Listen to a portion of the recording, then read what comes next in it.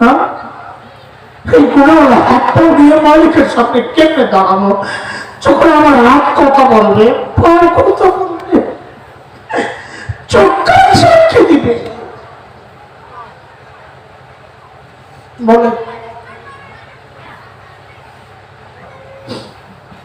কোন ভরসায় ভাবে গুণা চালাচ্ছি বলে?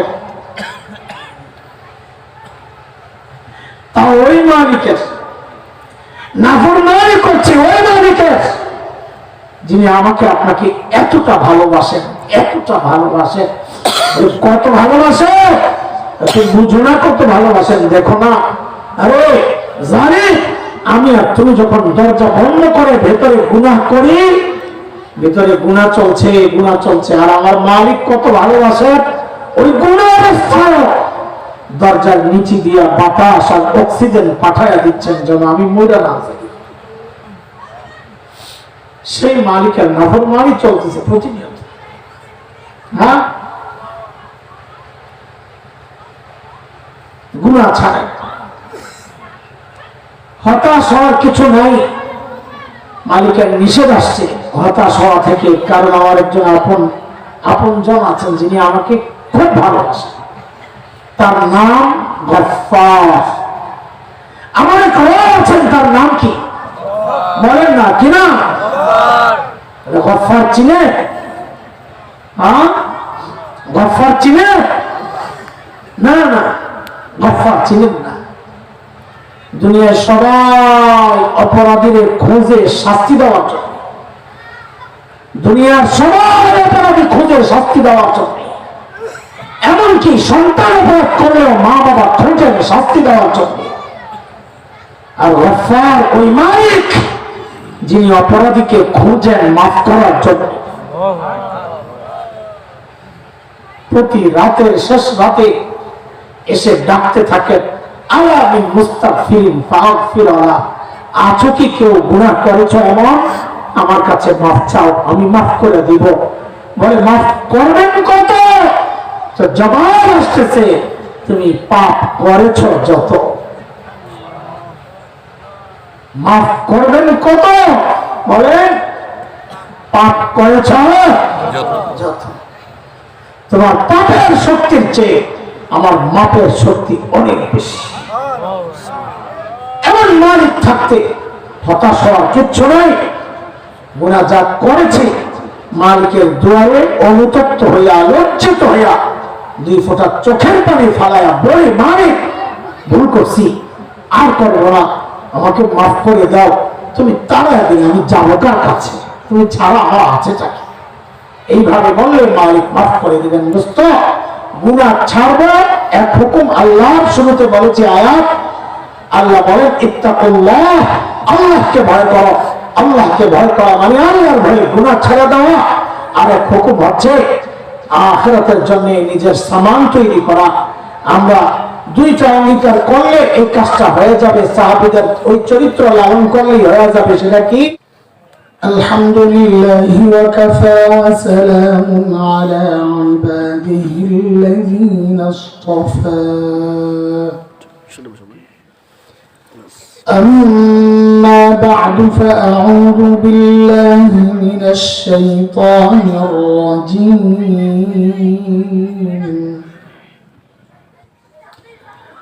بسم الله الرحمن الرحيم.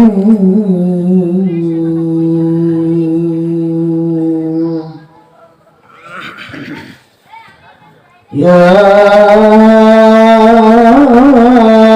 أيها الذين آمنوا اتقوا الله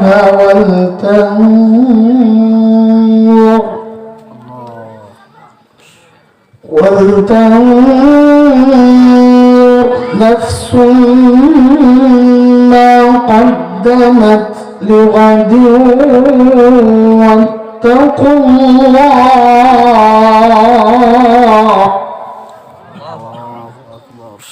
إن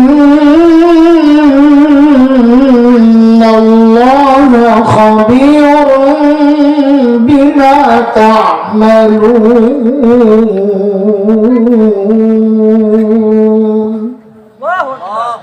آمنت بالله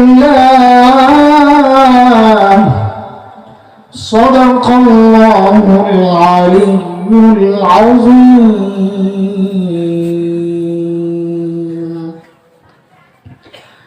ধাইশার আল হাবিব মারকাজুল উলুম মহিলা মাদ্রাসার উদ্যোগে আয়োজিত আজকের এই বার্ষিক ওয়াজ মাহফিলের মুহতারাম সভাপতি, উপস্থিত হযরত উলামায়ে কিরাম, মুরব্বিয়ানে আযম, দূর দূরান্ত থেকে আগত ইসলাম প্রিয় সুধী সমাজ, প্রিয় ছাত্র ভাইয়েরা, যুবক বন্ধুরা, পর্দার আড়ালের মা ও বোন, আল্লাহ সুবহানাহু ওয়া তাআলার অশেষ মেহেরবানি, করুণা, দয়া, যে মহান মালিক লাখো কোটি মানুষ থেকে বাছাই করে দিনই এই মজলিসে আমাকে আপনাকে আসার বসার, কিছু কথা বলা ও শোনার তৌফিক দান করেছে, সেজন্য মহান রবের শুকরিয়া আদায় করি, জবান খুলে প্রাণ খুলে কালিমাতুশ শুকর উচ্চারণ করি, আলহামদুলিল্লাহ। মুহতারাম হাজিরিন, কুরআনুল কারীমের সূরাতুল হাশরের একটা ছোট্ট আয়াত আমি আপনাদের সামনে পেশ করেছি, 18 নম্বর আয়াত। নিজের হিদায়াতের উদ্দেশ্যে এই আয়াতকে সামনে রেখে কিছু কথা বলতে চাই। আল্লাহ তাআলা যেন কথাগুলো এমন ভাবে বলার তৌফিক দেন যে আমার মতো রোগী কেউ থাকলে যেন তার উপকারে আসে। মুহতারাম হাজিরিন, আমি যা পড়েছি এই আয়াতে আল্লাহ আমাকে আপনাকে বড় মায়া করে একটা ডাক দিয়েছেন, ইয়া আইয়ুহাল্লাযীনা আমানু, ও ঈমানদারেরা। এই ডাকটা মালিকের বড় মায়ার ডাক। কুরআনুল কারীমে আল্লাহ ঈমানদারকে দুই ভাবে ডেকেছেন। কোথাও ডেকেছেন ইয়া আইয়ুহান নাস, ইয়া আইয়ুহাল ইনসান, ও মানুষ।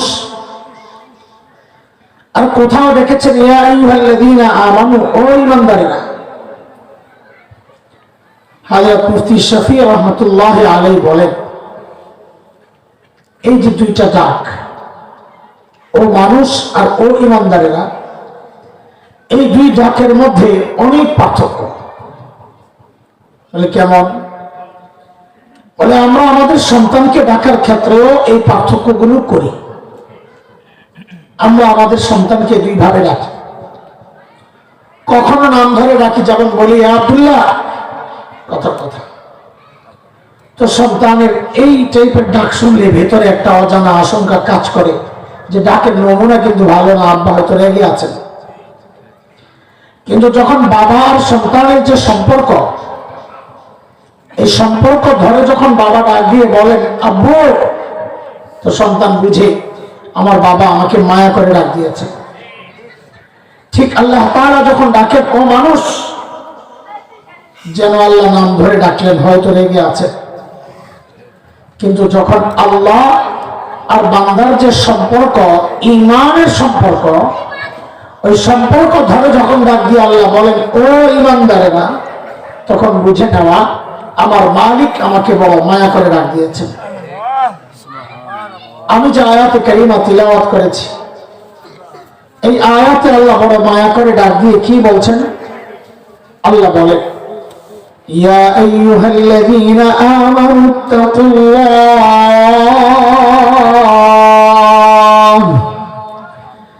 ওয়ালতানজুর নাফসুম মা কদ্দামাত লিগাদিন ওয়াত্তাকুল্লাহ।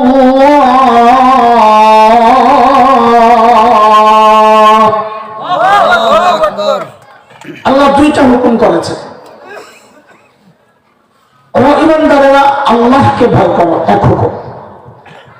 দুই, ওয়ালতানজুর নাফসুম মা কদ্দামাত লিগাদ, প্রত্যেকটা মানুষের উচিত তার আখিরাত নিয়ে চিন্তা করা। আমার আখিরাতের পুঁজি কি, কামাই কি, সম্বল কি, আমি আমার মালিকের সামনে তো দাঁড়াবো, কি নিয়ে দাঁড়াবো? এই চিন্তা প্রত্যেকটা মানুষের করা উচিত। শুধু শ্রোতারা করবে বক্তাবাদ না, শুধু মুসল্লি করবে ইমামবাদ, শুধু মুরিদরা করবে পীর সাহেববাদ না।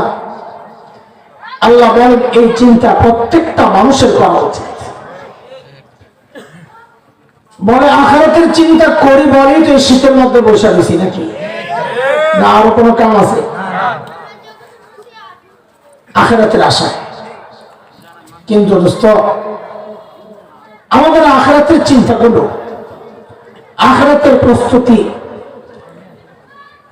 যতটুকু হওয়া দরকার, যেমনটা হওয়া দরকার, যে কোয়ালিটির হওয়া দরকার, ঠিক তেমন হচ্ছে কি না, নাকি ঘাটতি আছে, ত্রুটি আছে, বিচ্যুতি আছে, কমতি আছে, বুঝবো কে? সব ঠিকঠাক মতো চলছে না ঝামেলা, বুঝবো কে? তো আল্লাহ সুবহানাহু ওয়া তাআলা আমাদের উপর দয়া করছে। কি দয়া? যে আমাদের সামনে আল্লাহ কিছু নমুনা রেখেছেন, নমুনা, মডেল। হযরতে সাহাবায়ে কেরাম রিদওয়ানুল্লাহি আলাইহিম আজমাইন, আমাদের নবীর ঈমানদার সঙ্গীদেরকে আল্লাহ আমাদের নমুনা বানাইছেন, যে তুমি তোমার ঈমানকে সাহাবীদের ঈমানের সাথে মিলায়া দেখো। যদি মিলে যায় তো বুঝবা তোমার ঈমান ঠিক আছে, যদি না মিলে বুঝবা ভেজাল আছে, ঠিক করে দাও। কার কথা এটা? আল্লাহ বলে فَإِنْ آمَنُوا بِمِثْلِ مَا آمَنْتُمْ بِهِ فَقَدِ اهْتَدَوْا وَإِنْ تَوَلَّوْا فَإِنَّمَا هُمْ فِي شِقَاقٍ।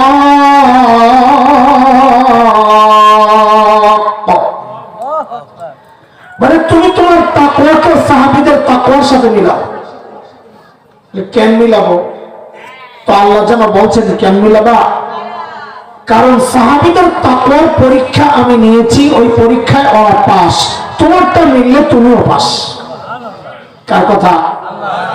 সূরা হুজুরাতের 3 নম্বর আয়াতে আল্লাহ বলে উলাইকাল্লাযীনা ইমতাহানাল্লাহু কুলুবাহুম লিত্তাকওয়া লাহুম মাগফিরাতুন ওয়া আজরুন আযীম।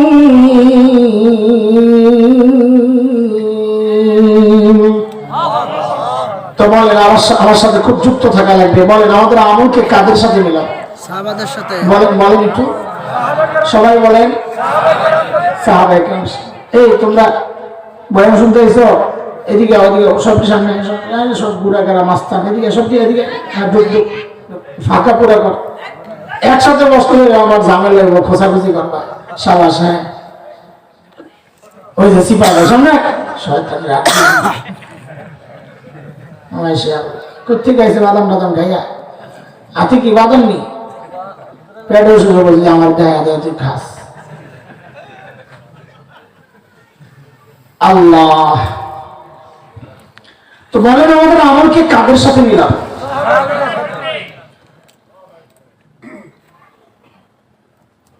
বলে আল্লাহ সাহাবীদের সাথে যদি মিলাইতে পারি কষ্ট মষ্ট কইরা, তো কি দিবেন কয়া? ঠিক আছে না কথা? আগে হিসাব পরিষ্কার হোক, কি পাবো শুনে লই।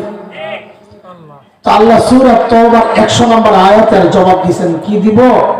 সাহাবীদেরকে যা দিছি তোমাদেরকে তাই দিব। সুবহানাল্লাহ। কি দিবেন সাহাবীদেরকে? আরেক প্রশ্ন। তা আল্লাহ বলেন দুই জিনিস। এক, স্বীকৃতি ওদেরকে আমি জানিয়েছি যে আমি আল্লাহ ওদের উপর রাজি হয়ে গেছি। তোমাদের আমল যদি সাহাবীদের সাথে মিলে তো তোমাদেরকেও জানাই দিচ্ছি আমি তোমাদের উপর রাজি হয়ে গেলাম। বলে আরেকটা, বলে সাহাবীদেরকে জানাই দিছি ওদের জন্য আমি জান্নাত তৈরি করে রাখছি। তোমার আমল যদি সাহাবীদের সাথে মিলে তো তোমাকেও জানাই দিচ্ছি আমি তোমার জন্য জান্নাত তৈরি করে রাখবো। কার কথা? সূরা তাওবা আয়াত 100 আল্লাহ বলেন والسابقون الأولون من المهاجرين والأنصار والذين اتبعوهم بإحسان رضي الله عنهم ورضوا عنه وأعد لهم جنات تجري تحتها الأنهار خالدين فيها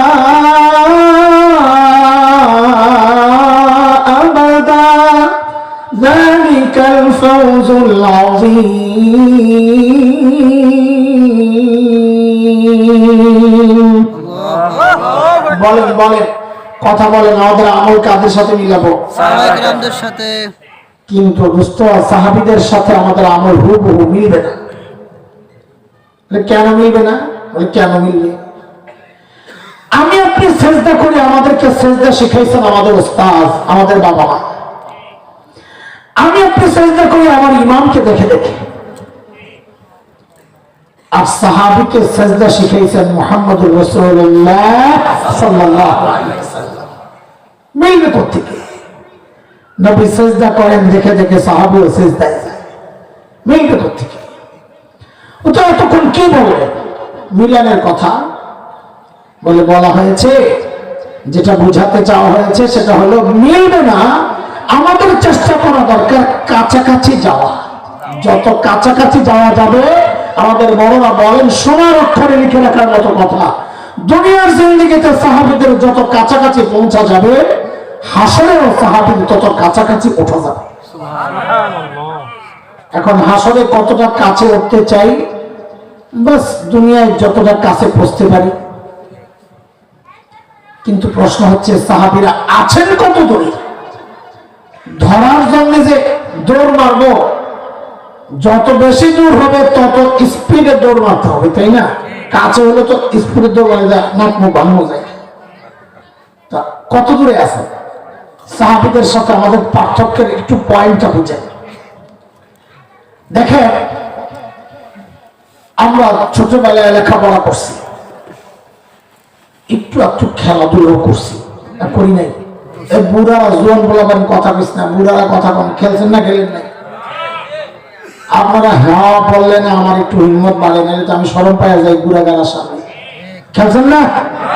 হ্যাঁ, যখন খেলছি তখন কি হযরত মাওলানা হাসান জামিল সাহেব এটা আসিলাম নাকি? তখন তো আসিলাম হাসান দা। হাসান নাই খেললে কি সমস্যা? কি হোক? হ্যাঁ, লেখাপড়াও করছি আমি, আমার জামাতে বরাবর ফার্স্ট হইতাম, আলহামদুলিল্লাহ। এখনকার বাচ্চারাও লেখাপড়া করে, খেলাধুলাও করে, তাই না? তা আমাদের সাথে এখনকার বাচ্চাদের কোনো পার্থক্য নাই। কি পার্থক্য? আমরা করতাম লেখাপড়া, ফাঁকে ফাঁকে খেলতাম। আর এখনকার বাচ্চারা চায় সারাদিন মোবাইল টিপবে, খেলবে, ফাঁক পাইলে পড়বে। এই বক্তরা বলাবেন ঠিক কর, বিরুদ্ধে গেলে ঠিক কর, বন্ধ করে দিবি না, শয়তান পিটা মদিনা ক, ঠিক কর। সাহাবীদের সাথে আমাদের পার্থক্যের একটা মূল পয়েন্ট এমন, খেয়াল করেন, খেয়াল, সূক্ষ্ম জিনিস। সাহাবায়ে কেরাম আখিরাতের কাজ করতে, দুনিয়ার কাজ বুঝি করেন নাই? ওর বকরি চড়ান নাই, খেজুর বাগানের পরিচর্যা করেন নাই, ব্যবসা বাণিজ্য করেন নাই? করেছে। আখিরাতের কাজও করেছে। আমরাও দুনিয়ার কাজ করি, আখিরাতের কাজও করতেছি। এই যে শীতের মধ্যে বসে বসি, আখিরাতের কাজ। তো আমাদের সাথে আর সাহাবীদের সাথে পার্থক্য রইল কি? আছে আছে। কি পার্থক্য? বলে সাহাবায়ে কেরাম করতেন আখিরাতের কাজ, ফাঁকে ফাঁকে করতেন দুনিয়ার কাজ। আর আমি আপনি করি দুনিয়ার কাজ, ওই মাঝে মাঝে ফাঁক পাইলে করি একটু আখিরাতের কাজ। শেষ হয় নাই, ঠিকঠাক পরে কোন একবারে কয়ে। সাহাবায়ে কেরাম ফাঁকে ফাঁকে যে দুনিয়ার কাজটা করতে, ওইটাও সুন্নত তরিকায় কইরা ওই দুনিয়ার কাজটারও আখিরাতের কাজ, মানে ইবাদত বানায় ফেলতে। আর আমি আপনি ফাঁকে ফাঁকে যে আখিরাতের কাজ করি, ওইটার মধ্যে একটা লোক দেখানো, লৌকিকতা, বেদাত এগুলা ঢুকায়া আমরা আমাদের আখিরাতের কাজগুলোর গুনার কাজ বানায়া আযাবের কারণ বানায় ফেলি। ঠিক নি কথা? হ্যাঁ, শুনে শুনে হতাশ হয়ে না, তখন যা বলছে তো খালি হতাশা হয়ে যেত। তাহলে কেমনি বাসুম হয় বললো, তো আমাকে কোনো মিলটিই নাই। মিল না হইলো আল্লাহ আমাদেরকে একেবারে ফালাইয়া দেন নাই। আল্লাহ সাহাবীদেরকে নিজের হাতে বানাইছেন, আমাদেরকে কি ফেরেশতাদের হাত দিয়ে বানাইছেন? আমাদেরকে কার হাত দিয়ে বানাইছেন? নিজ হাতে বানাইছেন আল্লাহ আমাদেরকে, মানুষকে। হ্যাঁ, আমাদের জন্য আল্লাহ সুযোগ রাখছেন, হতাশ হয়ে না। কি সুযোগ? সুযোগটা বোঝার জন্য একটা উদাহরণ বোঝা লাগবে। এই আপনাকে মনোযোগ আছে? ঘুমায় যান নাই তো? শেষে গেলাম আমিও ঘুমায় যাবো। মনোযোগ আছে? সত্যি অনেক সময় দেখা যায় কি মানুষ সজাগ কিন্তু মনোযোগ ঘুমায় যায়। কি কথা ঠিক নেই? কেমনি বুঝলেন? না না, মনোযোগ যে ঘুমায় এই যে দেখেন, এই যে দেখেন, এই যে এখন দেখেন, সেটা হলো শোনেন, খেয়াল করেন, কে কে ঘুমাইছেন একটু হাত উঠে দেখান তো। আল্লাহু আকবার।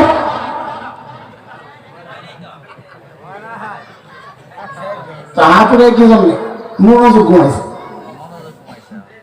বুঝেন না এই কথা? মানুষ সজাগ কিন্তু মনোযোগ ঘুমায় গেছে, যার কারণে কে কে ঘুমাইছেন হাত ওঠান করছে তো হাত উঠে দিচ্ছে। না না, মনোযোগ লাগবে। আচ্ছা বলেন, আপনাদের এলাকায় তো দেখি কৃষি জমি টমি নাই, ভিতর দিয়া বাড়ি দিয়া সিপা দিয়া আসেনি কিছু? ওদিকে আছে, এদিকে আছে। আরে বিলের মধ্যে কে যায়? আচ্ছা টমেটোর চাষ হয়, ফুল সিজনে টমেটোর কেজি থাকে কত কত? 20 টাকা।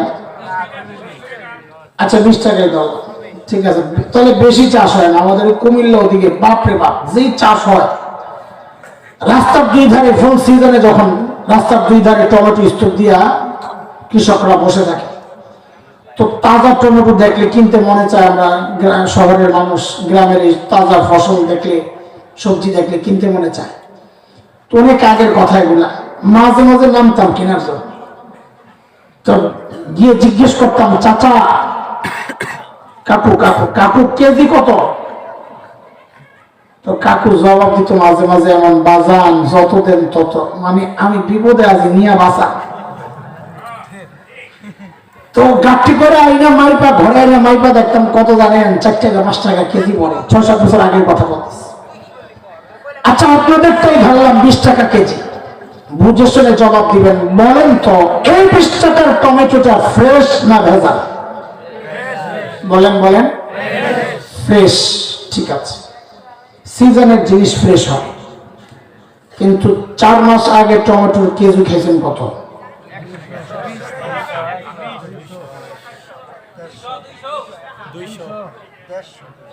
আমার জানলার বাড়াইয়েন না। এক জায়গায় যাই খালি শান্তি পাইছিলাম, কারণ আমি 280 টাকা ধরা খাওয়া মানুষ। এক জায়গায় যাই যে শুনছি হেবে 300 টাকা, আমি আল্লাহ শান্তি পেয়েছি। 20 টাকা আমার চেয়ে বেশি পেয়েছি। আমার বলে দিই 100, 180, 200, তো আমার জ্বালা খালি বাড়তেছে। আচ্ছা 200 বলেন, খেয়াল করেন খেয়াল করেন খেয়াল করেন। আচ্ছা বলেন তো এই 200 টাকার টমেটোটা ফ্রেশ না ভেজাল? ভেজাল।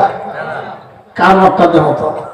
ফ্রেশটা খাইলেন 20 টাকা, আর ভেজালটা খান 200 টাকা। এই কারবার কাহিনী কি? এই দামের এই উল্টা ভাঙা তারতম্যের কারণটা কি? বলে সময় ব্যবধান। সিজন সবাস কি? Season off season. হিসাবটা হচ্ছে সিজন আর অফ সিজনের। একটা মূল নীতি বের করেন এই উদাহরণ থেকে, সেটা হচ্ছে সিজনের জিনিস হয় ফ্রেশ, রেট হয় কম না। আপনি আত্মীয় লাগান, আপনাকে কম দিব, একুরেট, ওইটাই আসল রেট। অফ সিজনের জিনিস হয় ভেজাল, কিন্তু রেট হয়। এই কথাটারে আরেকবার বলেন তো, দিল আর দিমাগের মধ্যে বসবে, তাহলে আমাদের কথা বুঝতে সহজ হবে। বলেন, সিজনের জিনিস হয় ফ্রেশ, রেট হয় লিগ্যাল, একুরেট, আসল রেট। অফ সিজনের জিনিস হয় ভেজাল, কিন্তু রেট হয়। বুঝে আসছে কথা? এটা ঠিক আছে তো? এই সমাজের সিস্টেম তো এটা না। আল্লাহর সাথে একা একা কথা বলবে তো মহব্বত বাড়বে। মহব্বত বাড়ানোর যত আমল আছে আমাদের বড় আমাদেরকে যা শিখিয়েছেন, তিলাওয়াত করা, নফল নামাজ পড়া, দুরূদ শরীফ বেশি পড়া, সুন্নতের উপর চলতে চেষ্টা করা, আর হচ্ছে একা একা আল্লাহর সাথে কথা বলা। তো আল্লাহর সাথে কথা একা একা বললে মহব্বত বাড়ে। কি কথা বলবেন, কিভাবে বলবে? চুপচাপ বিড়বিড় করবেন আর কি। আল্লাহ আমার উপর রাগ হয়েছে, গুনাহ করছি দেখে রাগ করছেন না, আমার জাহান্নামে দেওয়া যাবে না। আপনি নিজে হাতে বানাইছেন না, দিয়েন না দিয়েন না। আল্লাহ দিবেন না। দিলে কিন্তু আপনার শত্রু, আপনার নবীর শত্রু, আমারও শত্রু শয়তান খুশি হইব। আর জান্নাতে দিলে আপনার বন্ধু নবী খুশি হবেন। আপনার ইচ্ছা কারে খুশি করবেন? শয়তানকে খুশি করে জাহান্নামে দিবেন, না আপনার নবীরে খুশি করে জান্নাতে দিবেন? আপনার ইচ্ছা। আমি কি করবো? বয়ে বয়ে বিড়বিড় করবেন, মহব্বত বাড়বে। ঠিক আছে? ওই একদিন মনে ফেলেন আল্লাহ একটা কথা মনে পড়ছে, একটু বলে লাই তো জবাব আসবে, বলে আবার কানবে তাতে না, আল্লাহ কথা কইলে এরপরে বাকিটা কম না না, আল্লাহ জবাব দেন, আমি আপনি শুনি না। আল্লাহ একটা কথা বলতে চাই, তো বল কি সমস্যা? বলে আল্লাহ, মনোযোগ মনোযোগ মনোযোগ, আল্লাহ আমাদেরকে তো ইবাদতের সিজনে পাঠান নাই। বলে হ্যাঁ, ইবাদতের সিজন আবার কোনটা রে? ওরা যে যারা নবী আলাইহিস সালামকে দেখে দেখে ইবাদত করছেন, নবী সিজদায় গেছেন, তারাও সিজদায় গেছেন, ওটা হচ্ছে ইবাদতের সিজন। আমাদেরকে তো পাঠাইছেন অফ সিজন, ফিতনার জামানায়, শেষ জামানায়। যেহেতু অফ সিজনে পাঠাইছে, সিজনে পাঠান নাই, তো আল্লাহ অফ সিজনের জিনিসটা একটু ভেজাল হয়, রেট থাকে বেশি। তা আমাদের আমলে একটু ভেজাল থাকলেও থাকতে পারে, কিন্তু রেটটা আলাদা লাগবে। পারবেন না বলতে? ইনশাআল্লাহ। আরে বলেন পারবেন না? ইনশাআল্লাহ। আলহামদুলিল্লাহ, আল্লাহ আমাদের জন্য সুযোগ রাখছেন, তো রাখছেন। আলহামদুলিল্লাহ বলেন। বলেন এবার ঠিক করে বলেন, আমাদের আমলকে কাদের সাথে মিলাবো? এগুলো ভূমিকার কথা, এগুলো না বুঝলে পরে কথা বোঝানো আমার জন্য কষ্ট হবে। বলে এবার পিছনে সব কথার মূল কথা হচ্ছে আমাদের আমলকে কাদের সাথে মিলাবো? কিসের ক্ষেত্রে? আখিরাতের প্রস্তুতির ক্ষেত্রে। কিসের ক্ষেত্রে? কারণ আল্লাহ বলেছেন আখিরাতের জন্য পুঁজি সমৃদ্ধ করার জন্য, আখিরাতের জন্য প্রস্তুত হওয়ার জন্য, আল্লাহর সামনে কি পেশ করবো এটা চিন্তা করার জন্য। বলে তো কেমনে করবো? বলে সাহাবীদের যেতে গাও, ওরা কি করছে? সাহাবীদের মৌলিক দুইটা চরিত্র, এটা আগে বুঝি, তারপরে আমরা কথা আগে। সাহাবায়ে কেরামের মৌলিক চরিত্র ছিল, তারা নেক আমল যতই ছোট হোক ছাড়তেন না। নেক আমল যতই ছোট হোক কি করতেন না? গুনাহ যতই ছোট হোক করতেন না। এটা সাহাবী চরিত্র। এটাও আমরা একটু বুঝাই, দেখি চলো। আল্লাহর নবীর শ্রেষ্ঠ দুইজন সাহাবীর কিছু কথা শোনাই, তাইলে আপনাদের জন্য বুঝতে সহজ হবে ইনশাআল্লাহ। সাইয়েদনা আবু বকর সিদ্দিক রাদিয়াল্লাহু আনহু যখন খলিফা, আবু বকরের রাষ্ট্র পরিচালনার একটা সিস্টেম ছিল, এটা দরবারে বিধবা অসহায় নারীদের লিস্ট থাকতো। কেন? স্বেচ্ছায় যদি কেউ খিদমত করতে চায় লিস্ট ধরে চলে যাবে, এটা অনেক সওয়াবের কাজ। নবী আলাইহিস সালাম বলেছেন যারা ইতিম আর বিধবার দায়িত্ব নেবে, ওই ব্যক্তি আর আমি নবী জান্নাতে পাশাপাশি থাকবো। এটা তো এই সমাজের একটা কুৎসিত চেহারা, এই সমাজের বহু পোড়া কপাল। অন্য বিধবার দায়িত্ব নেবে থাকবে কথা, নিজের বিধবা মায়ের খবর লয় না। এমন পোড়া কপাল এই সমাজে আছে না নাই?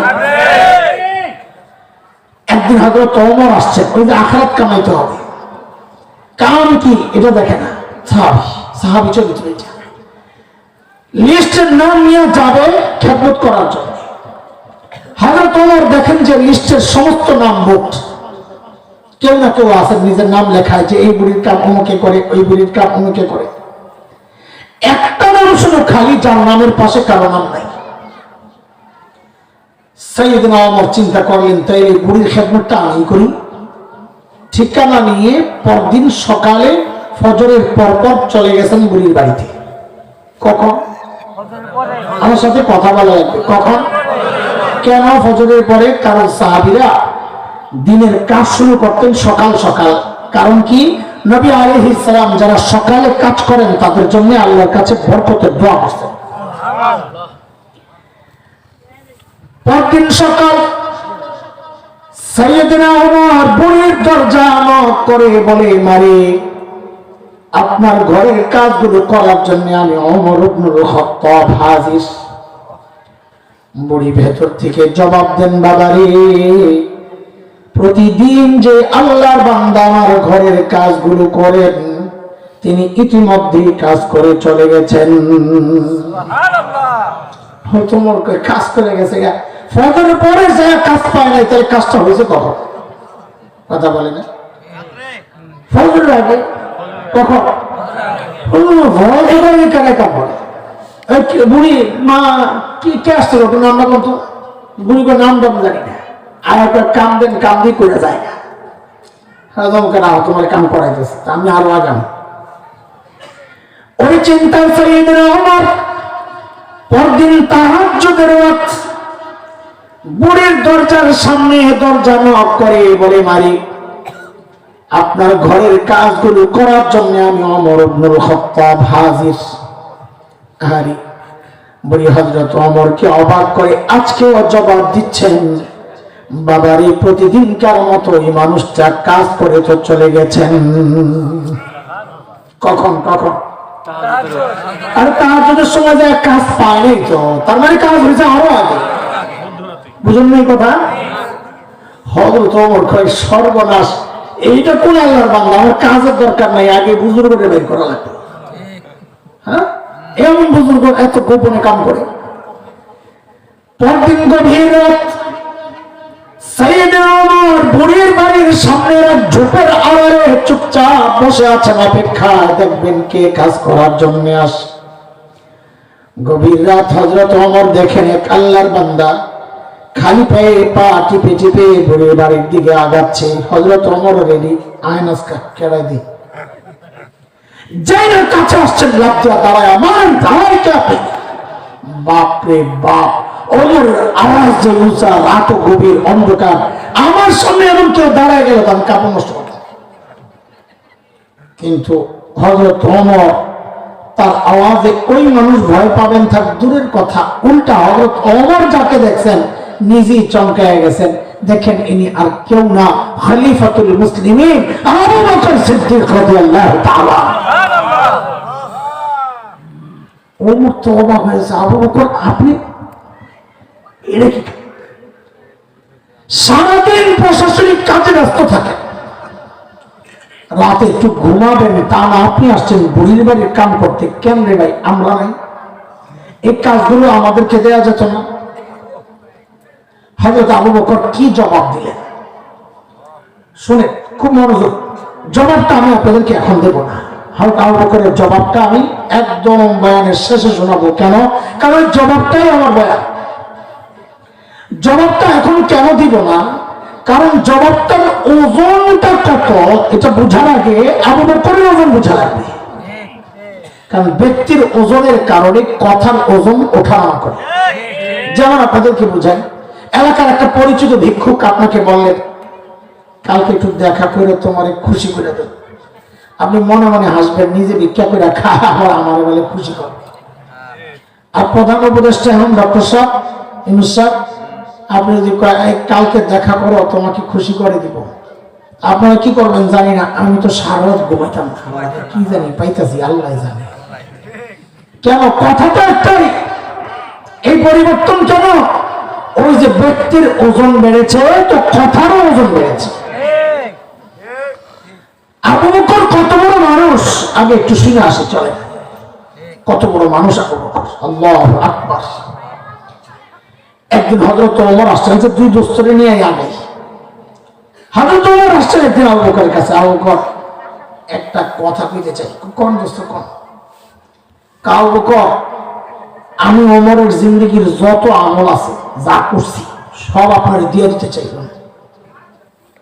আবু বকর করছে ভালো চিন্তা, কি রে ওমরে তো ভালো মানুষ হয়ে গেল, সারা জিন্দেগি আমার সাথে আমল নিয়ে করলো প্রতিযোগিতা, এখন বলে সব দিয়ে দিব না। রে এখানে আছে কোন গোমর যা জানে দোস্ত ওমর। আবু বকর মানুষ সরল সোজা, কিন্তু বোকা তো না, কথা বলে না। এই যে আবু বকরের ওয়ারিস ওলামায়ে কেরাম অনেকে মনে করে বোকা।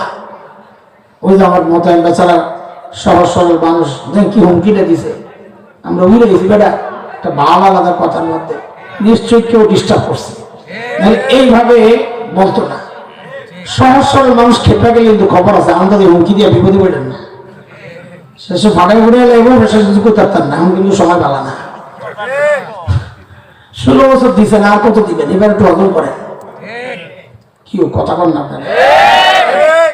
আল্লাহ মানুষ এমন ডরাইছে এখন ঠিক করতে ডরায় আর গেছে গা তো গেছে গা ডরান গেছে আল্লাহ হেফাজত করে আপনি বলেন আমাদেরকে সবাই আপনি ওটা কইলে বেশি জোরে আমিন করেন আর যে আমাদেরকেও আস্তে আমিন আসতে হবে এমন কেন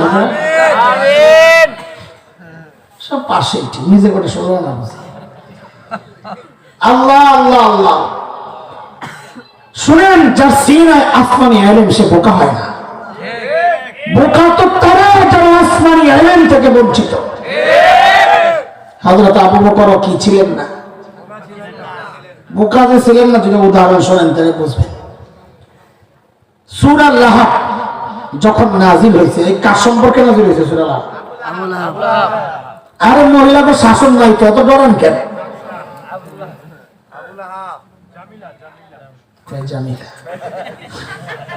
তাও তো একটা জায়গা গেছে তোমরা তো খালি আবুল হাবকে বলছো বেড়ে নাম কয় না ডরাইতেছে বেড়ে শাসন নাই তো খালি আবুল হাবের ব্যাপারে নাজিল হয় নাই আবুল হাবের বউ উম্মে জামিল বিনতে হারব ইবনে উমাইয়া জামিলা না ভাই কি নাম উম্মে জামিল বিনতে হারব ইবনে উমাইয়া দুইজনের ব্যাপারে নাজিল হয়েছে মানুষ খালি আবুল হাবের কথা কয় বেটির কথা কয় না কোন বিপদে পড়ে বেটি আসেনি বেটা তোরা ডর আল্লাহ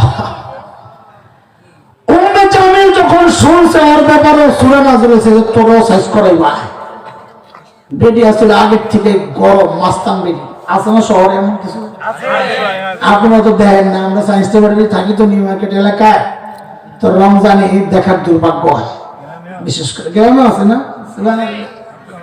হায় আল্লাহ বেটি করে দেখলে খালি দোয়া করি আল্লাহ এই বাবাটার উপর তুমি রহম করো কি জিন্দিগি যে কাটাইতেছে আল্লাহ জানে পোলাবান খালি স্মার্ট খোঁজো তাই না বিয়ার সময় আর কদিন পরে হুজুরের কাছে তাবিজের লেগে কি জন্য তাবিজ করে হুজুর বউ না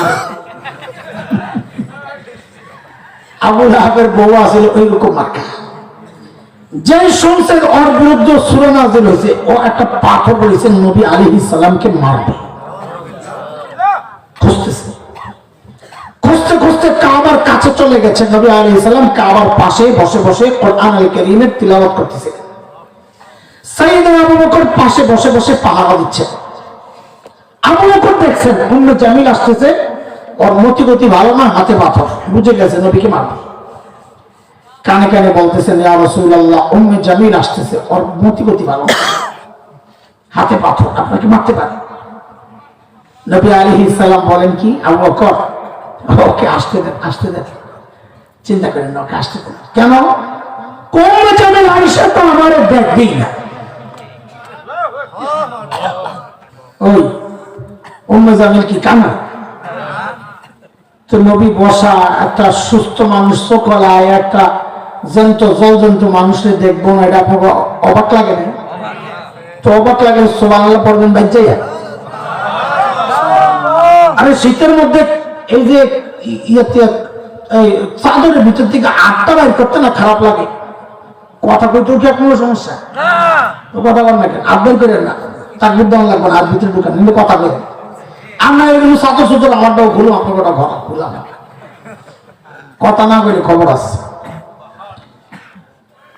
কিন্তু কেন দেখবে না বিষয় এটা এই জন্য জিজ্ঞেস করছি একটা মানুষের চোখ আছে আরেকটা মানুষ জলজন্ত বসা দেখবে না কেন এটা নবী আলাইহিস সালামের অলৌকিকতা আল্লাহ নবীকে আগেই জানায় রাখছেন বিষয়টা সূরা বনি ইসরাঈলের 45 নম্বর আয়াত আল্লাহ বলেন وَإِذَا قَرَأْتَ الْقُرْآنَ جَعَلْنَا بَيْنَكَ وَبَيْنَ الَّذِينَ لَا يُؤْمِنُونَ بِالْآخِرَةِ حِجَابًا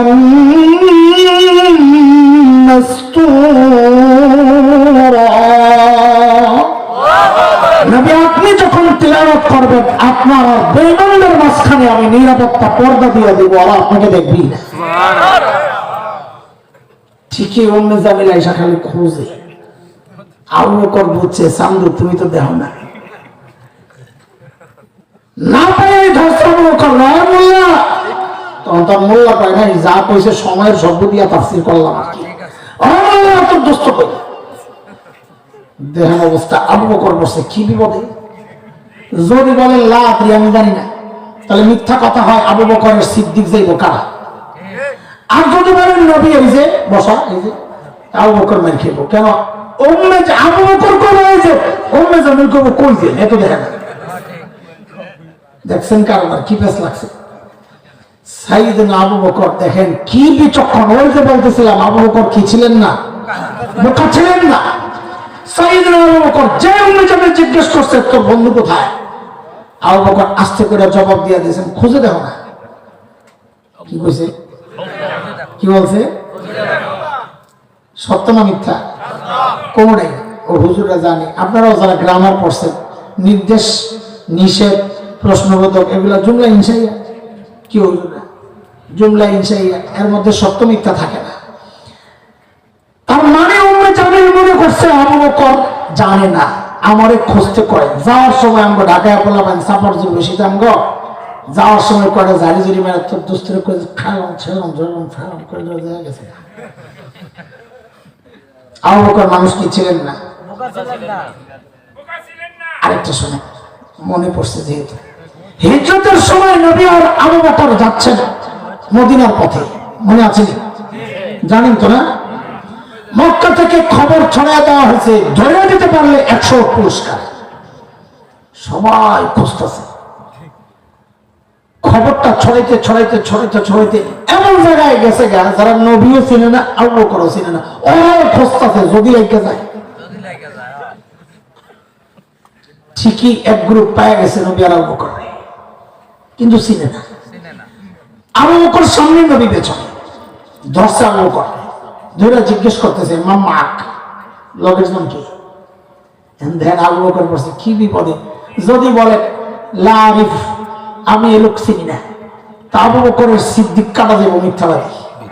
আর যদি বলে ইনি আমাদের নবী, তো নবীর কল্লা কাটা যায়।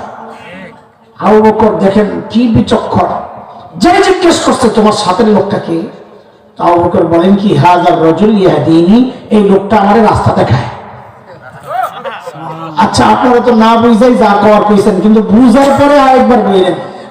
ওরা মনে করছে কি আবু বকর রাস্তা চিনে না, নবী বুঝি গাইড পেছন থেকে খালি কয় ডাইনে বামে সোজা, ডাইনে বামে সোজা।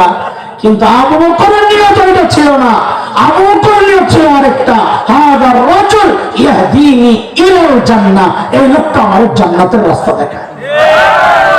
কথা কি মিথ্যা? আল্লাহু আকবার। সাইয়েদনা আবু বকর কি ছিলেন না? কথা বলেন এতক্ষণ কি বুঝাইলাম? কথা বলেন কি ছিলেন না? সাইয়েদনা ওমর যখন বলেন আবু বকর আমার সারা জিন্দেগির আমল আপনারই দিয়ে দিতে চাইলাম, আবু বকর আস্তে করে জবাব দিলেন ওমর বুঝলাম সব দিবেন, কিন্তু আমার কি দেওয়া লাগবে আগে ওইটা কোন। আবার আমার সারা জিন্দেগির আমল যদি চায়া বসেন তাইলে কিন্তু দেব না। আমার সব চাইলাম দেব না কি নিয়ে? সাইয়েদনা ওমর বলেন আবু বকর না না, আপনার সারা জিন্দেগির আমল আমি চাই না। আবু বকর ছোট্ট একটা আমল আমার দরকার। বলে কোনটা?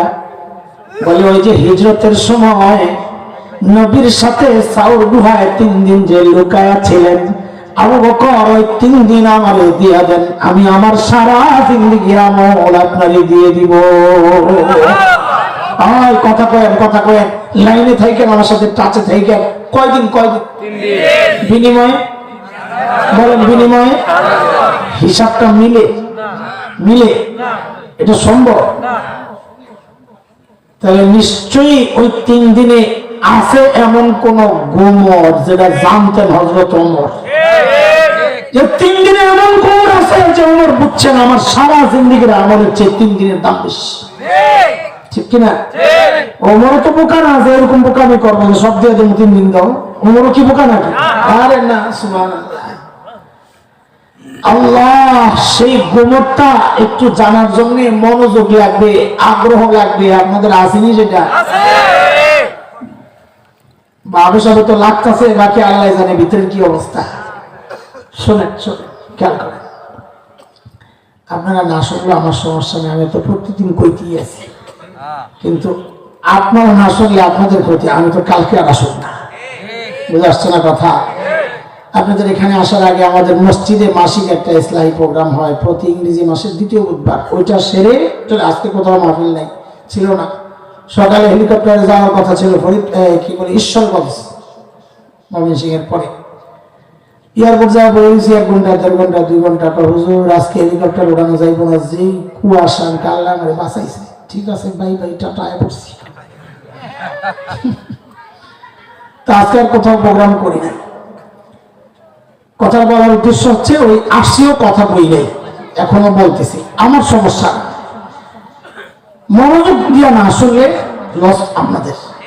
আমার বলা যতক্ষণ দরকার আমি যতক্ষণ মন চাইলে বইলা আমি যাবো না, অসুবিধা নেই। আজকে খাওয়ানোর অনুরোধ করি নাই, কারণ কাছে তো বাসায় বলে আসছি আসার সময় আজকে কিন্তু ঘরেই খাবো ইনশাআল্লাহ। তার মানে তাড়াতাড়ি ছেড়ে দিলে যে মতো কোনো খাওয়ান দেবো না, বেটা বয়ান ভালো পছন্দ হয় না, এই ডরও আমার নাই আছে। খাবি যা লস সব আপনি করেন, ঠিক আছে? কথা খেয়াল করেন। খাবো গোবরটা কি, এই গোবরটা বোঝার জন্য একটু গুহার ভেতরে ঢুকা লাগবে। চলেন যাই একটু। আল্লাহর হাবিব সাইয়েদনা আবু বকরের কোলে মাথা রেখে ঘুমাচ্ছিলেন। নবীর ঘুম ভেঙে যায়, উঠে আবু বকরের চেহারার দিকে তাকায়, দেখেন আবু বকর স্বাভাবিক অবস্থায় নাই, চেহারায় বড় পেরেশানির ভাব, চিন্তা। নবী জিজ্ঞেস করেন, আবু বকর আপনি এত চিন্তিত কেন? সাইয়েদনা আবু বকর গুহার মুখের দিকে দেখাচ্ছেন, দেখেন ইয়া রাসূলুল্লাহ লাউ আন্না আহাদাহুম ইয়ানজুরু ইলা কদামাইহি, কাফেররা গুহার মুখের চারপাশে ঘুরতেছে, পাও দেখা যায়। বলে ওরা গুহার মুখের দিকে তাকানোর দরকার নাই, যদি নিজেদের পায়ের দিকেও তাকায় তাও তো আমাদেরকে দেখে ফেলবে। একদম সোজা নিচে দেখা। আল্লাহর হাবিব সান্ত্বনা দিচ্ছেন, হ্যাঁ আবু বকর কি মনে করেছেন আপনি এই গুহার ভেতরে শুধু আমি আর আপনি বুঝি, আমাদের সাথে বুঝে আর কেউ নাই? না না না আবু বকর না, এই গুহার ভেতরে কেবল আমি আর আপনি না, আবু বকর আমাদের সাথে আল্লাহ আছেন। কে কে কে?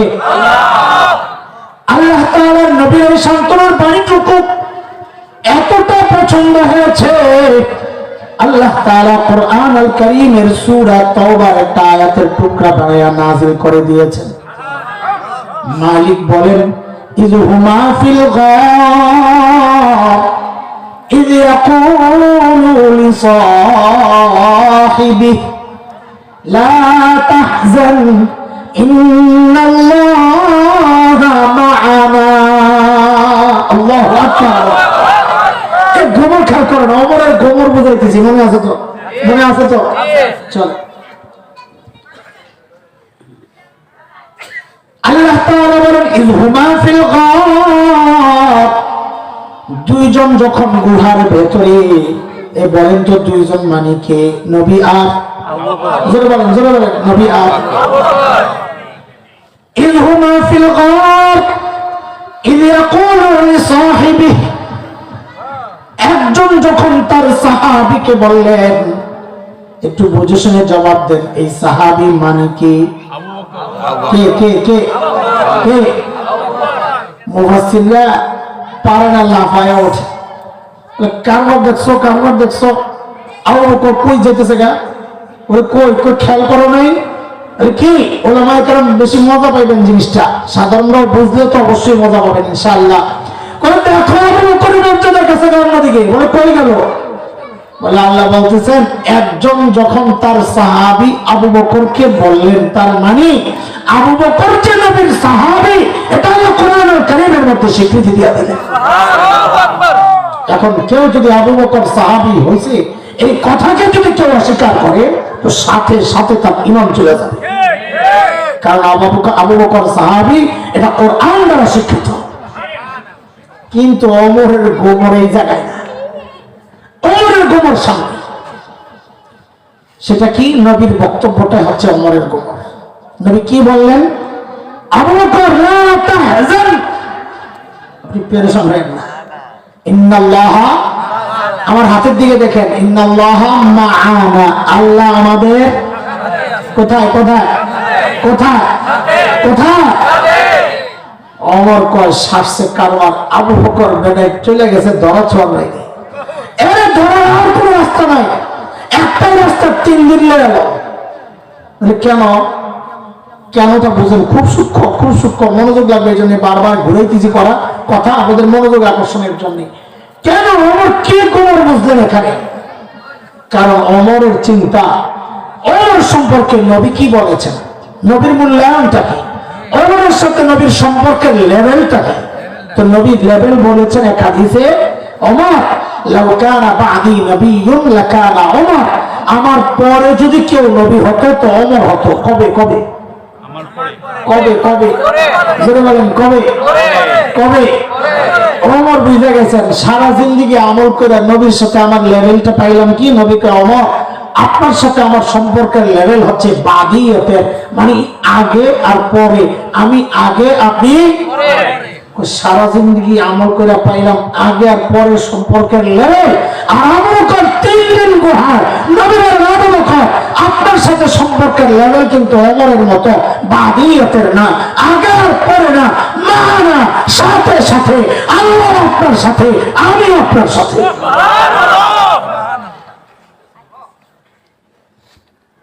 গোমর বুঝছেন, ওমর আবু বকর বুঝেন নাই। আবু বকর কি বোকা? আবু বকর কি জবাব দিলেন? আল্লাহকে সাক্ষী রেখে আপনাদেরকে বলছি, সর্বপ্রথম এই ঘটনার সময়, পড়ার সময় আবু বকরের জবাবটা যখন পড়ি না, আমি সাথে সাথে কান্না করে দিচ্ছি। কি মানুষ এটা, বলবো কি? আবু বকর বলেন কি জানেন? ওমর বলেন কি আপনি এটা? হ্যাঁ, আরে ভাই বললেন কি এটা? এই 3 দিন যদি আপনার দিয়ে দিই তো আমার আর জীবনের থাকে কি? আমি তো জীবনে কিছু করতে পারি নাই রে ভাই, 3 দিনই তো আমার পুঁজি। কোন দিকে কারবার? আবু বকর যদি জীবনে কিছু না করে তো করছেন কে? হ্যাঁ, কে করছে? আল্লাহ আল্লাহ আল্লাহ। আরে করছেন বলে তো নবী আবু বকরকে ওইভাবে মূল্যায়ন করেছেন। কিভাবে? আল্লাহর নবীর জীবদ্দশায় আবু বকর 17 ওয়াক্ত নামাজের ইমামতি করেছেন। আল্লাহর নবীর জীবদ্দশায় সেই বৃহস্পতিবার এশা থেকে বৃহস্পতিবার মাগরিব নবী শেষ নামাজ পড়েছেন সূরা মুরসালাত দিয়া। এশা, শুক্র, শনি, রবি পুরা দিন, সোমবারের ফজর, এই মোট 17 ওয়াক্ত নামাজ। শনিবারের 5 ওয়াক্ত, রবিবারের শুক্রবারের 5 ওয়াক্ত, শনিবারের 5 ওয়াক্ত, রবিবারের 5 ওয়াক্ত, 15 ওয়াক্ত, আর বৃহস্পতির 1 ওয়াক্ত এশা, আর সোমবারের ফজর। এই টোটাল 17 ওয়াক্ত নামাজের ইমামতি নবী আলাইহিস সালামের জীবদ্দশায় আবু বকর করেছেন। নবী সর্বশেষ যে ভাষণ সাহাবীদের উদ্দেশ্যে দিয়েছেন মৃত্যুর দুনিয়া থেকে বিদায় নেওয়ার 4 দিন আগের যে গল্প, সেখানেও নবী আবু বকরকে আলাদা একটা মর্যাদায় রাখছেন। কি বলেছেন জানেন? আরে আবু বকর, মসজিদে নববীর কিছু পকেট গেট ছিল, পকেট গেট, একান্ত গেট, এক একজনের এক এক গেট এরকম। নবী আলাইহিস সালাম বললেন, এই আজকে থেকে এই পকেট গেট সব বন্ধ, কোনো আলাদা পকেট গেট থাকবে না, সদর গেট। তবে তবে আবু বকর যে গেটটা দিয়ে ঢুকে ওটাকে বন্ধ করো না। সুবহানাল্লাহ, কি মহব্বত করছেন নবী আবু বকর। আবু বকর গেটটা বন্ধ করো না। আচ্ছা, আবু বকর বলে আমি জীবনে কিছু করি নাই। নবী বলেন কি? ইন্না আমান্নান নাস আলাইয়া বিসহবাতিহি ওয়া মালিহি। আবু বকর মাল দিয়া, সঙ্গ দিয়া আমার উপর সবচেয়ে বেশি দয়া করছেন আবু বকর। সে আবু বকরকে আমি কিছু করি নাই তো জীবনে। কি করেন নাই আবু বকর নবীর জন্য, দ্বীনের জন্য? হিজরতের রাত সাইয়েদনা আবু বকরের দরজায় নবী আলাইহিস সালাম আয়েশা খালি একটা টোকা দিয়েছেন, টোকা সাথে সাথে দরজা খুলে গেছে। সুবহানাল্লাহ। নবী তো অবাক হয়ে গেছেন, আবু বকর আপনি ঘুমান নাই? সাইয়েদনা আবু বকর কি বললেন, ইয়া রাসূলুল্লাহ, ওই যে 6 মাস আগে ইঙ্গিত দিয়েছিলেন বের হওয়া লাগতে পারে, সেই দিন থেকে আজকের এই দিন পর্যন্ত এই দরজাটারে বালিশ বানায়া দাঁড়ায়া দাঁড়ায়া ঘুমাইছি, বিছানায় পিঠ লাগাই দিয়েছি। কেন? কখন রাত পরে দেরি হয়ে গেল, পেটে মধ্যে পড়ে না, দেরি হয়ে গেল, আপনার কষ্ট হয়, দাঁড়ায়া দাঁড়ায়া ঘুমাইছি। সেই আবু বকর বলেন জীবনে মনে কিছু করেন নাই, তো করছে কি? মা আবু বকর গরিব ছিলেন না, গরিব ছিলেন না, অথচ দিতে দিতে দিতে দিতে কি অবস্থা হয়েছে, মসজিদে নববীতে বসে বসে কান্দে। কি বইলা সাহাবীরা শোনে, কি বইলা কান্দে? ও আল্লাহ, আপনার নবীর দিলের মধ্যে ওই কথাটা ঢুকায়া দেন যে হাবিব, আবু বকরের মাল থেকে আপনি কিছু চাইয়েন না, চাইয়েন না। আবু বকরের মালের নিজের মাল মনে করে খরচ করেন। কেন? আপনি চাইলে আবু বকর লজ্জা পায়, আবু বকরের হাত উপরে যায় না, আপনারটা নিচে যায় না, এটা আবু বকরের সহ্য হয় না। আপনি চাইয়েন না, চাইয়েন না, নিজের মনে করে যা দরকার খরচ করেন। আবু বকর কান দেবেন। হ্যাঁ, আবু বকর তাবুকের যুদ্ধ, শেষ যুদ্ধ, নবী আলাইহিস সালামের 9 হিজরির রজব, নবী আলাইহিস সালাম রওনা দেওয়ার আগে খুব কঠিন যুদ্ধ ছিল রোমানদের বিরুদ্ধে। দূরত্ব অনেক, ফসল কাটার সময়, প্রচন্ড গরমের সিজন, অনেকগুলো কারণে যুদ্ধটা অনেক কঠিন। চাঁদা আনতে বলছেন, কার কাছে কি আছে সহযোগিতার জন্য নিয়ে আসো। আজকে তো ওমর বড় খুশি। কেন? চাঁদার ব্যাপার তো, আবু বকর তো ঘোড়ার ডিম ঘরে কিচ্ছু নাই, আজকে হারায় দেবো আবু বকর। একটা বাপ হয়ে ওমর গেছেন দৌড়ে বাড়িতে। ওমরের ঘরেও যে আমার মতো অনেক কিছু ছিল, ব্যাপারটা এমন না, আবু বকর চেয়ে বেশি আর কি। ঘরে যা ছিল হযরত ওমর সব নামায়া 2 ভাগ করছেন। অর্ধেক ঘরে, অর্ধেক প্যাকেট করে নবীর দরবারে, ইয়া রাসূলুল্লাহ আমার চাঁদা। কদ্দুর কদ্দুর কদ্দুর। আল্লাহর হাবিব জানতে চাইলেন, ওমর কি নিয়ে আসছেন? বলে বলে আমার সাথে কি জিজ্ঞেস করছেন? আমার বলে, আমার বলে, আমার বলে, আমি আবারও জিজ্ঞেস করব, তখন বলবেন, তাহলে ওই পরের কথাটা মজা লাগবে। ওমর বলেন, ইয়া রাসূলুল্লাহ ঘরে যা ছিল অর্ধেক নিয়ে আসছি, অর্ধেক রেখে আসছি। কদ্দুর আনছেন? এইবার আবু বকরের আসার পালা। নবীও অপেক্ষা করছেন, হযরত ওমরও অপেক্ষা করছেন, বাকি দুইজনের অপেক্ষার ধরনটা ভিন্ন। নবী অপেক্ষা করতেছেন, আরে আমার আবু বকর না জানি কি আনে, আর ওমর অপেক্ষা করতেছেন এমন একটা ভাব, আমি বলি আর কি, যে একটা ভাব হয়ে পড়ে রয়েছে। আজকে একটা স্লোগান হইব, জিতিল রে জিতিল, ওমর জিতিল, একটা ভাব হয়ে পড়ে রয়েছে ওমর। হযরত আবু বকর আসছেন যে হাতে ছোট্ট একটা পোটলা, 400 দিরহাম ছিল পোটলায়, ছোট্ট পোটলা। নবী জিজ্ঞেস করতেছেন, আবু বকর ওমরকে কি জিজ্ঞেস করছেন বলেন আগে। আবু বকরের বেলায় নবী প্রশ্নটারে একটু ঘুরাইয়া দিয়েছেন, প্রশ্ন ঘুরাইয়া দিয়েছেন। কি জিজ্ঞেস করছেন? আবু বকর মা আবকাইতা, ঘরে কি রেখে আসছেন, ঘরে কি রেখে আসছেন। প্রশ্ন শুনে ওমর কয় কাম সারছে, আজকেও জিতার কোনো সম্ভাবনা নেই। কেন? আমি তো অর্ধেক রেখে আসছি, এই লোক কিছু রেখে আসছে বলে মনে হয় না। আবু বকর কি জবাব দিলেন, জবাবটা পরে শুনে। আবু বকরের জবাব পরে শুনে, একটু শুনুন। আগে আবু বকরের মেয়ের জবাবটা শুনে। আসমা, কি পরিবার আল্লাহ বানাইছেন, সুবহানাল্লাহ। সাইয়েদনা আবু বকর যখন হিজরত করে চলে আসছেন মক্কা থেকে, আবু বকরের বাবা আবু কুহাফা, মা উম্মে খায়র, শুরুতে তারা মুসলমান হন নাই, কিন্তু মা সম্পর্ক ছিন্ন করেন নাই, বাবা সম্পর্কটাও ছিন্ন করছেন। মুসলমান হয়েছেন একদম শেষ মুহূর্তে, মক্কা বিজয়ের দিন। আবু বকরের ঘরে যায় না, অভিমান, ছেলে দিন থেকে বেরিয়ে গেছে, ওনাকে চিন্তা। কিন্তু আবু বকর যখন চলে গেছে, এখন তো আবু বকরের ভিতরে জ্বলে, জ্বলে কি জন্যে? নাতিপুতির জন্য। আমার মা একটা কথা বলতেন, না দাদার নানারা বলতে পারবেন, আসলের চেয়ে নাকি লাভের মায়া বেশি, ছেলে মেয়ের চেয়ে নাকি নাতিপুতির জন্য মায়া লাগে বেশি। কেউ দাদা নানার কথা কোন একটু দাদা, ঠিক নেই? আমরা তো ওই নিয়ে আমরা বুঝি না। আবু বকর তো জ্বলতেছে, আরে আমার নাতিপুতি গুলা না জানি না খায় মরতেছে। খবর নেওয়ার জন্য আসছে, দরজা নক করে হযরত আসমাকে ডেকে জিজ্ঞেস করতেছেন, দাদু ভাই বাবা তো মনে হয় ঘরে কিছু রেখে যান নাই, কি লাগবে একটু মাকে জিজ্ঞেস করো। হযরত আসমার জবাব, দাদু ভাই আপনি টেনশন করেন না, বাবা যাওয়ার সময় ঘরে যথেষ্ট পরিমাণ রেখে গেছে। আবু কুহাফা চিন্তা করছে যথেষ্ট পরিমাণ রেখে গেলে আর চিন্তা কি, চলে গেছে। কিন্তু সন্তানের স্বভাব সম্পর্কে সবচেয়ে ভালো জানেন মা বাবা। কিছু দূর যাওয়ার আবু কুহাফার মাথায় এটা লাগছে, কিরে আমার ছেলে আবু বকর বন্ধুর জন্য যেই লেভেলের পাগল, এই পাগল আবার ঘরে যথেষ্ট পরিমাণ রেখে গেছে, কথাটা কেমন কেমন জানি লাগতেছে। আবার আসছে আয়েশা হযরত আসমাকে দেখে জিজ্ঞেস করতেছেন, দাদু ভাই একটু বলো না কি রেখে গেছেন। ওই ছোট্ট আসমার জবাব, দাদু ভাই আপনি টেনশন করেন না, বাবা যাওয়ার সময় ঘরে আল্লাহ আপনার রাসূলকে রেখে গেছেন, আমাদের আর কিচ্ছু লাগবে না, আপনি টেনশন করেন না, এটা আমাদের জন্য যথেষ্ট। এই ছোট্ট মেয়েটার জবাব যদি এই হয়, তো বাবা আবু বকরের জবাবটা কি হইতে পারে?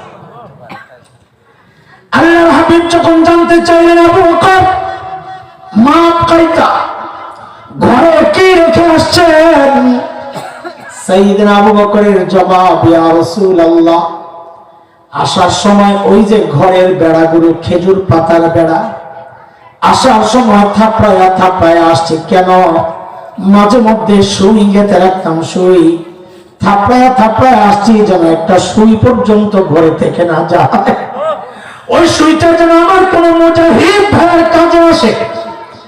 আল্লাহর হাবিব আসার সময় ঘরে একটা সুই পর্যন্ত রেখে আসি নাই, কেবল আল্লাহ আর তার রাসূলকে রেখে আসছি, সব খালি করে আয় পড়ছে। সে বলেন জীবনে কিছু করি নাই তো করছে কি করে। চলেন এইভাবে বলতে থাকলে রাত শেষ হয়ে যাবে। আবু বকরের জীবন বড় আজীব জীবন। আমরা আমাদের মূল জায়গায় ফেরত যাই, ওই যে বুড়ির বাড়িতে রাত্রে কামের লেগে পাইছে যাইয়া, মনে আসেনি কথা? বুড়ি খেদমত করতে যায়, পাওয়া গেল কারে? গভীর রাতে কাকে পাওয়া গেল? তো ওমর বলেন কি, আবু বকর আপনি আসছেন কেন? এই কাজগুলো আমাদেরকে দেওয়া যেত না? ওই যে বলেছিলাম শুরুতে, সাহাবীরা আখিরাতের চিন্তায় ছোট্ট ছোট্ট কাজও যে ছাড়তেন না, ওইটা শোনাইতেছে। আর আমি আপনি নামাজ ছাড়তেও দ্বিধা করি না। হযরত ওমর যখন বললেন আবু বকর এই ছোট্ট কাজগুলো আমাদেরকে দেওয়া যেত না, তা আবু বকর কি বলেন জানেন? ওমর, হ্যাঁ ভাই, হ্যাঁ এই কাজগুলো আপনাদেরকে দিলেও পারতাম, কিন্তু ভাইরে আখিরাত খালি আপনাগুলি আছে, আপনারাই খালি আখিরাত কামাইবেন, আমার আখিরাত নাই, আমি কি আমার আখিরাত কামাবো না? আল্লাহ আবু বকরের আখিরাত কামাইবা কি দিছে?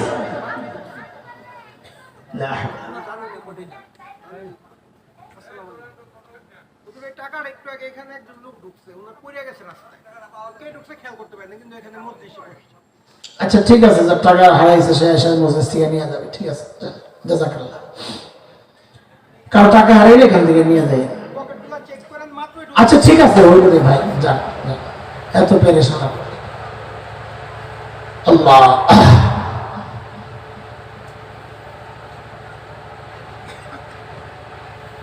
আবু বকরের আখিরাতের চিন্তা আছে, অথচ জান্নাতের গ্যারান্টি পাওয়া মানুষ। ওমরের আখিরাতের চিন্তা, বুড়ির বাড়িতে যায় কাজ করার জন্য, অথচ জান্নাতের গ্যারান্টি পাওয়া মানুষ। ওমর কি কম বড় মানুষ? ওই হাদিসটাও তো প্রমাণ করে ওমর কত বড়।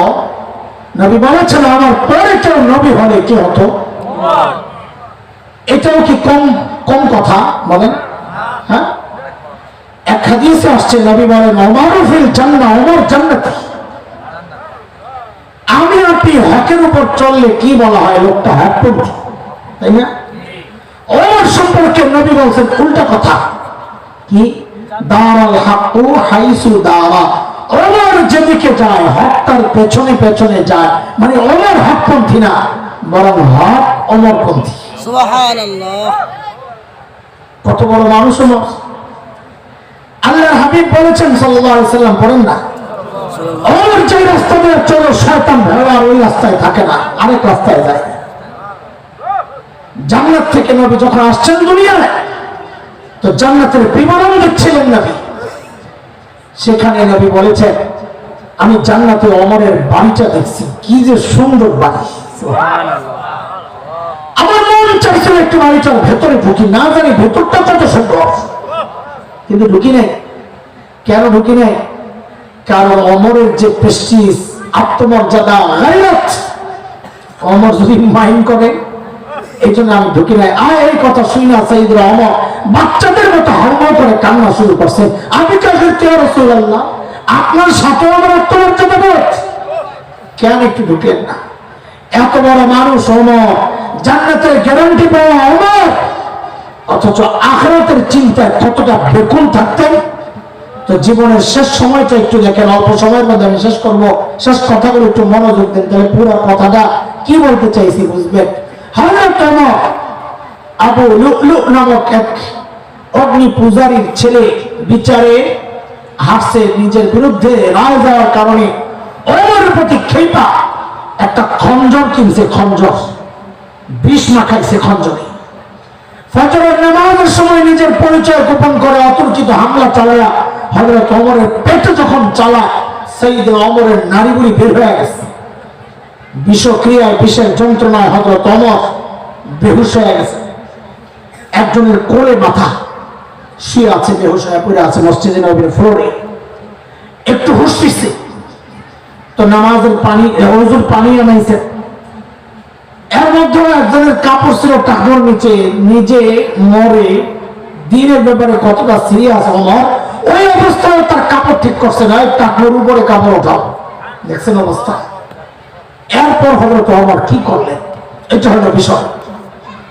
ওই কোল থেকে মাথাটা নিয়ে মসজিদে নববীর ফ্লোরে রাখছেন। ফ্লোরটা কি? পাকা, টাইলস করা, মোজাইক করা, বলেন তাড়াতাড়ি কি? কাঁচাকাচি। প্রায় অর্ধজাহান শাসন করা ওমর, প্রায় অর্ধজাহান শাসন করা ওমর। একমাত্র ব্যক্তি যাকে আমার নবী আল্লাহর কাছ থেকে ভিক্ষা করে আছেন, আল্লাহ ওমর লাগবে, আমার ওমরের হেদায়েত দেন, আল্লাহ আমার ওমর লাগবে, ওমরের হেদায়েত দেন। সেই ওমর, জান্নাতের গ্যারান্টি পাওয়া ওমর, জীবনের শেষ সময়টা কিভাবে পার করতেছেন? মাথাটারে জমিনে রেখা গালদারে মাটির সাথে ঘষতেছিলেন আর কাঁদতেছিলেন, ঘষতেছিলেন আর কাঁদতেছিলেন, আর বলতেছিলেন, ওয়াইলুল লাকা ইয়া ওমর ইন লাম ইয়াগফির লাকা রাব্বুক। ওমর, তোমার রব যদি তোমারে ক্ষমা না করে, ওমর তোমার জন্য ভয়ঙ্কর বিপদ কিন্তু অপেক্ষা করতেছে। ভয়ঙ্কর বিপদের চিন্তা ওমরের। আমাদের তো কোনো চিন্তা নাই, আমরা তো জান্নাত পাইয়েই দিচ্ছি। সাইয়েদনা আবু বকর এত বড় মানুষ, অথচ আখিরাতের চিন্তা আবু বকর কি করতেন? দূরে নির্জনে একা একা যায় কাঁদতেন। কি বললাম? ইয়াবনা আবি কুহাফা, এরে আবু কুহাফার ছেলে, তুই মানুষকে বলি, আরে তুই মানুষকে বলি, এখন আল্লাহ আদালতে হিসাব কেমনি দিবি? বলেন তো, আবু বকরের যদি হিসাব দিয়ে জান্নাতে যাওয়া লাগে, তো হিসাব ছাড়া যাবেন নাকি? অথচ আবু বকর হিসাবের ডরে কাঁদতেছে। গাছ দেখছে তো তাকায় তাকায় কাঁদতেছে আর বলতেছে, ইয়া লাইতানি কুনতু ওয়ারাকা মিনাশ শাজারা তুদাক অতুকাল। হ্যাঁ, আমি মানুষ না হইয়া যদি গাছের লতা পাতা হইতাম, তো জীবজন্তু আমার চাবায়া চাবায়া খায়া ফেলতো, আমার হিসাব দেওয়া লাগতো না।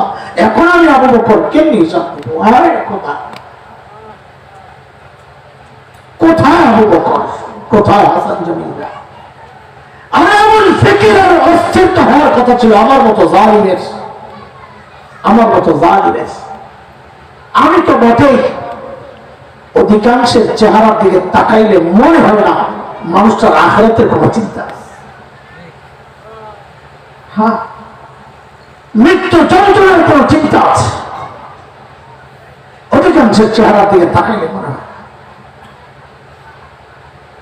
আল্লাহ নবীর সাহাবীরা পর্যন্ত যে যন্ত্রণায় কাতরাইছে।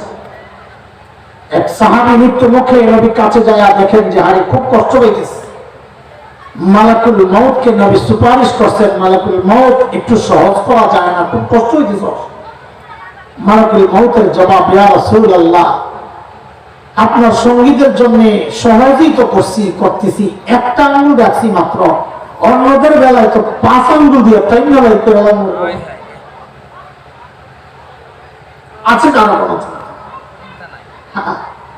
আরে দোস্ত, আবু বকর তো জান্নাতের গ্যারান্টি পাওয়া, ওমর তো জান্নাতের গ্যারান্টি পাওয়া, আমাকে আপনাকে কে গ্যারান্টি দিল যে আমাদের মৃত্যুর যন্ত্রণা হবে না? আমাকে আপনাকে কে গ্যারান্টি দিল যে আমাদের কবরের আযাব হবে না? কে গ্যারান্টি দিছে? কোন ভরসায় এমন নিশ্চিন্ত জীবন যাপন করছি বলে? চুল পাইকা সাদা হয়ে দাড়ি পাইকা সাদা, এখনো গুনাহ ছাড়তে পারি। কবে ছাড়বেন বাবা? মা জিজ্ঞেস করি, জানতে চাই, কবে ছাড়বেন বলে? আর কত বলেন না, এবার একটু থামেন না, হয়েছে তো কম করা হয়নি তো জীবন, এবার একটু থামেন না। আল্লাহ হে যুবক, তোরা কিন্তু এমনটা ভাবিস না আল্লাহ তোদেরকে চুল দাড়ি পাকা পর্যন্ত সময় দিবে না রে বাপ, না। কখন কার ডাক চলে আসে কে জানে? কত বাবাকে দেখছি সন্তানের লাশটা দুনিয়া যাইতেছে। হ্যাঁ, আরে কেউ জানে এই মজলিসেও এমন কেউ থাকতে পারে যার খবর নাই। ও বসে আছে এখানে, কিন্তু তার কাপড়ের কাপড়টা চলে আসছে দোকানে। কে জানে কালকে খবর পাইতে পারে বয়ান করে গেল মাওলানা হাসান জামিল তো দুনিয়ায় চলে গেছে। কোন ভরসা এর যুবক, কোন ভরসা এইভাবে জীবন পার করতেছে?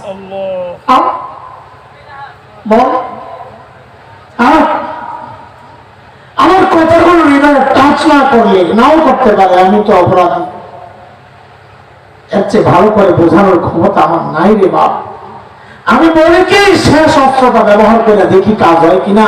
তোরা আমার সামনে আয়, তোরা আমার সামনে আইসা তোদের পাগুলো আমার সামনে মেলে দে, আমার পাগুলো ধরে ধরে সারা রাত বসে বসে কান্না করি, তো তোরা গুনাহ ছেড়ে দেও, গুনাহ ছেড়ে বাবা, গুনাহ ছেড়ে, মা গুনাহ ছেড়ে। আরে গুনাহওয়ালা চোখ গুলা নিয়ে মালিকের সামনে কেমনে দাঁড়াবো বলেন? এই গুনাহওয়ালা কান নিয়ে মালিকের সামনে কেমনে দাঁড়াবো বলেন? হ্যাঁ, এই গুনাহওয়ালা হাত পা দিয়ে মালিকের সামনে কেমনে দাঁড়াবো? যখন আমার হাত কথা বলবে, পা কথা বলবে, চোখ কান সাক্ষী দিবে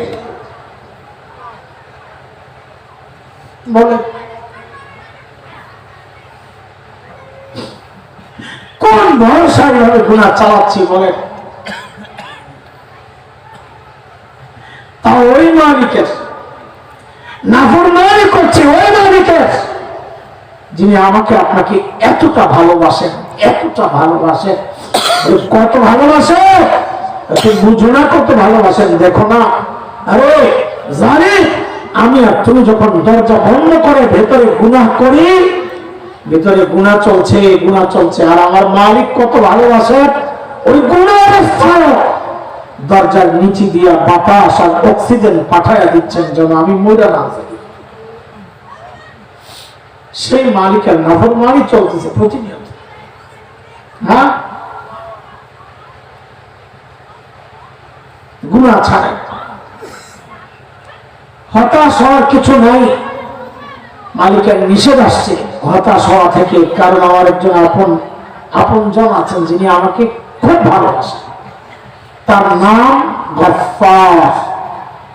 আমার এক রব আছেন, তার নাম কি বলেন না? কি না? গফফার চিনে?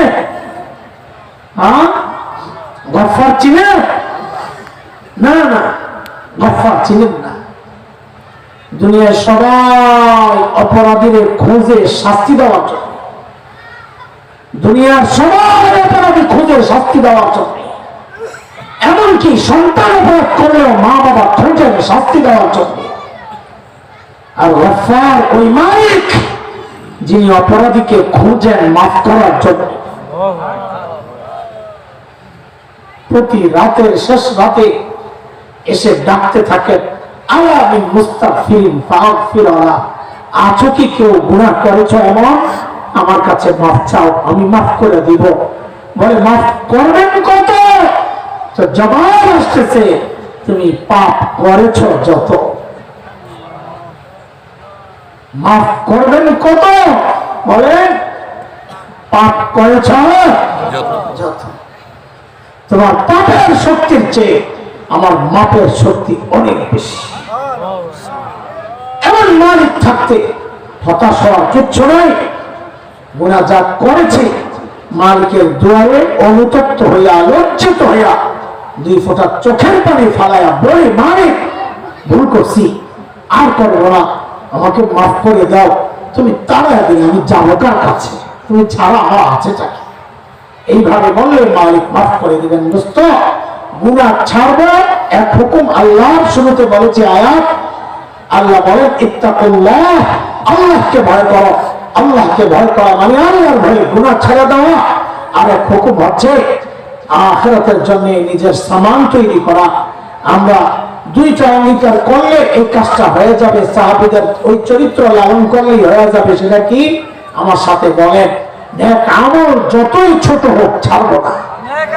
বলেন বলেন, এটা অঙ্গীকার আমাদের। বলেন আজকের অঙ্গীকার এটা, নেক আমল যতই ছোট হোক ছাড়বো না। ইনশাআল্লাহ ইনশাআল্লাহ যেখানেই নেক আমল পাই করে ফেলবো। গুনাহ যতই ছোট হোক করবো না। ঠিক আছে? ইনশাআল্লাহ ইনশাআল্লাহ এটাই ছিল আজকের বয়ানের মূল কথা। নেক আমল যতই ছোট হোক ছাড়বো না, গুনাহ যতই ছোট হোক করবো না ইনশাআল্লাহ। আল্লাহ তাআলা আমাদেরকে তৌফিক দান করেন। আল্লাহ আমার ভাইয়ের এই সাজানো বাগান মাদ্রাসা, তাদের ফলাফল উত্তর উন্নতির দিকে। গত বছর 1টা ছিল, এই বছর 4টা হয়েছে। আল্লাহ তাআলা তাদের ফলাফল, তাদের উন্নতি অগ্রগতি আল্লাহ তাআলা এভাবে আরো দ্রুততার সাথে অব্যাহত রাখেন। আমাদের চাওয়া, সবচেয়ে বড় চাওয়া আল্লাহ